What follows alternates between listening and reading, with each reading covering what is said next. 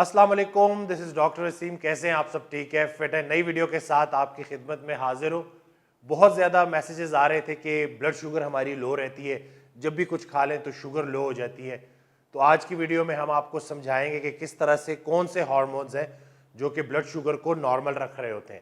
یہ نظام اللہ تعالیٰ نے کن ہارمونز کے حوالے کیا ہے کہ جو ڈفرینٹ طریقوں سے بلڈ شوگر کو نارمل رکھ رہے ہوتے ہیں. یاد رہے کہ پچھلے 60-70 سالوں میں جو یہ ترقی ہوئی ہے، گاڑیاں آئی ہیں، مشقت کم ہو گئی ہے، فوڈ سارا ملاوٹ زدہ ہو گیا ہے، جتنی بھی خوراکیں ہم کھا رہے ہیں ملاوٹ زدہ ہو گئی ہیں. تو اس کا نتیجہ یہ نکلا ہے کہ جس سسٹم پہ ہماری باڈی سیٹ تھی، جس ترتیب پہ، وہ ہم سے چھین لیا گیا ہے اور وہ خراب ہو گیا ہے.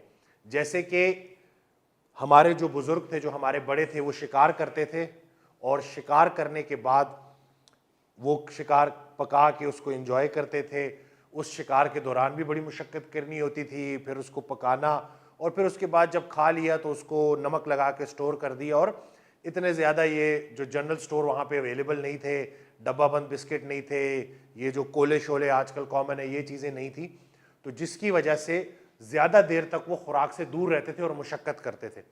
تو باڈی نے اپنی ترتیب کو، جو ہمارا جسم ہے، اس کو سیٹ کرنے کے لیے، کیونکہ جسم کو تو توانائی چاہیے، تو وہ توانائی مسلسل جسم کو دینے کے لیے ایک ترتیب سیٹ کی. اور اس میں آپ دیکھیں کہ جو شوگر کو بڑھانے والے، لیٹ سے اگر میں کھانا پینا بند کر دیتا ہوں، جیسے کہ اس وقت بھی میں فاسٹنگ سے ہوں، میں انٹرمیٹنٹ فاسٹنگ کرتا ہوں، تو فاسٹنگ کے دوران اب جب میں کچھ کھا نہیں رہا تو مجھے یہ توانائی کہاں سے مل رہی ہے، میری بلڈ شوگر کیسے سٹیبل ہو رہی ہے. اس کو سٹیبل کرنے کے لیے قدرت نے 4 جو مین ہارمونز ہیں ان کو ذمہ داری دی تھی: گلوکاگون، گروتھ ہارمون، ایپینیفرین اور کورٹیسول. یعنی کہ بلڈ شوگر کو نارمل رکھنے کے لیے، زیادہ کرنے کے لیے 4 ہارمونز ہیں. لیکن اس کے برعکس بلڈ شوگر کو لو کرنے کے لیے صرف ایک ہارمون ہے، اور وہ ہے انسولین. تو یعنی کہ ہماری باڈی بائی ڈیفالٹ جو ڈیزائن ہے، جو ہماری ترتیب ہے، اس میں ہم خوراک سے دور رہ کے زیادہ مشقت کر سکتے ہیں. ہمیں بار بار کھانے کی ضرورت نہیں ہے. رسول اللہ صلی اللہ علیہ وسلم کی حدیث ہے کہ انسان نے پیٹ سے بدترین کسی برتن کو نہیں بھرا، حالانکہ اس کی کمر سیدھی رکھنے کو چند لقمے کافی ہیں. تو جو پرانے لوگ تھے، جو زیادہ ایکٹیو تھے، جو زیادہ کھاتے نہیں تھے، وہ ہم سے زیادہ فٹ تھے، کیونکہ وہ اس نظام پہ چل رہے تھے اور ان کی باڈی ان 4 ہارمونز کو بھرپور طریقے سے کنٹرول کر رہی تھی. ٹھیک ہو گیا؟ اب کیا ہوا ہے پچھلے 50-60 سالوں میں؟ انسولین کے لیولز بڑھنا شروع ہوئے، کیونکہ ہم روٹی، چاول، فروٹس کا بے دریغ استعمال کر رہے ہیں. اور جب انسولین کے لیولز اوپر جا رہے ہیں، انسولین اتنی پاورفل ہارمون ہے کہ اس نے باقی ہارمونز کو دبا دیا ہوتا ہے. جب انسولین کے لیولز اوپر جاتے ہیں، گروتھ ہارمون کے لیول نیچے آتے ہیں.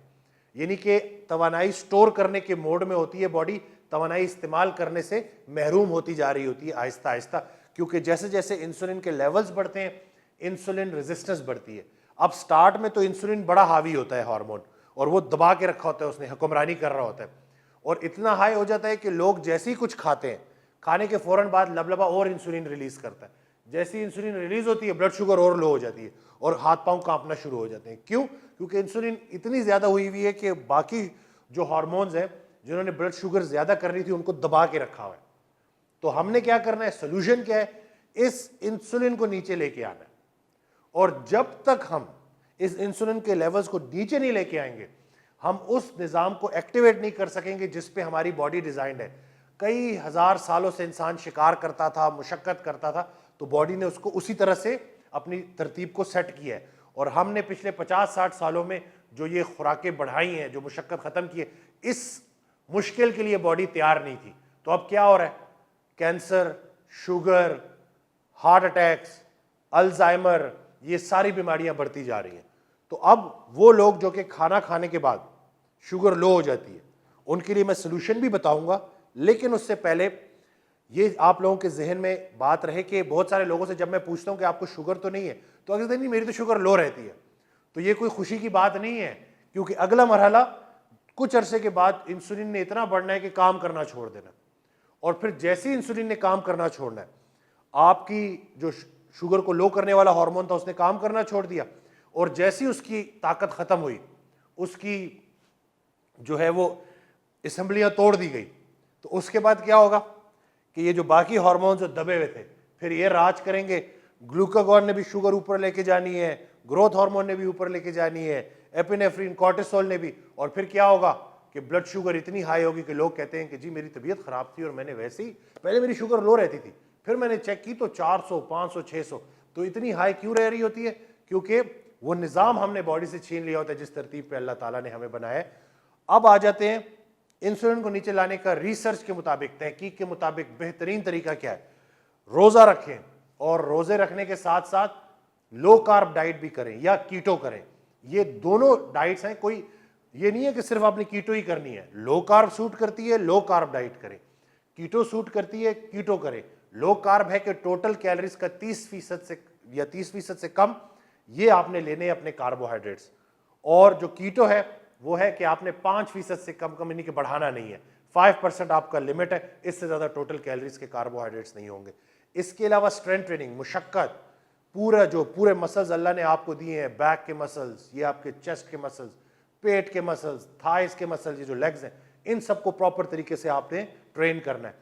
جب آپ یہ ساری چیزیں شروع کر دیں گے, پرانے لوگوں کی طرح کام کرنا شروع کر دیں گے, تو انشاءاللہ کوالٹی آف لائف بھی بہتر ہو جائے گی اور غیر ضروری ادویات سے بھی آپ بچ جائیں گے. تو آئی ہوپ کہ اس ویڈیو سے آپ کو سمجھ لگی ہوگی کہ کیسے ہماری باڈی شوگر کو کنٹرول کر رہی ہوتی ہے. ہم نے اور کچھ بھی نہیں کرنا, ہم نے اس نظام کو بحال کرنا ہے. دعاؤں میں یاد رکھیے گا, چینل کو سبسکرائب کرنا نہ بھولیے گا, کیونکہ 60 سے 70% لوگ جو ہماری ویڈیوز دیکھتے ہیں ہمارا چینل سبسکرائب نہیں کرتے. تو آپ ہمیں سپورٹ کریں, ہم آپ کو سپورٹ کر رہے ہیں, اور انشاءاللہ ایسے ہی انفارمیٹیو ویڈیوز آپ کے لیے لاتے رہیں گے. کمنٹ کر کے بتائیے گا کہ ویڈیو کیسی لگی. دعاؤں میں یاد رکھیے گا. اللہ